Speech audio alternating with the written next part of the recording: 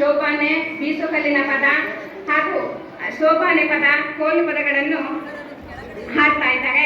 ನಿಮ್ಮ ಸ್ವರದಲ್ಲಿ ಭಕ್ತಿ ಇದೆ ಮೇಡಮ್, ನಿಮ್ಮ ತಾಳದಲ್ಲಿ ಸಂಸ್ಕೃತಿ ಇದೆ. ಸಂಗೀತದ ಮೂಲಕ ಸಮಾಜಕ್ಕೆ ಶಾಂತಿಯನ್ನು ನೀಡಿ ರಂಗದಲ್ಲಿ ಜೀವ ತುಂಬಿ ಸಾವಿರಾರು ಮನಸ್ಸಿಗೆ ಮುದ ನೀಡಿದ ನಿಮ್ಮ ಸ್ಥಾನದ ಅನನ್ಯ. ನಮ್ಮೆಲ್ಲರ ಪರವಾಗಿ ಶ್ರೀಮತಿ ಅಶ್ವಿನಿ ಹರೀಶ್ ಇವರಿಗೆ ನಮ್ಮೆಲ್ಲರ ಪರವಾಗಿ ಹಾಗೂ ಗ್ರಾಮಾಭಿವೃದ್ಧಿ ಯೋಜನೆಯ ಪರವಾಗಿ ಅಭಿನಂದನೆಗಳನ್ನು ಸಲ್ಲಿಸಿದ್ದೇವೆ.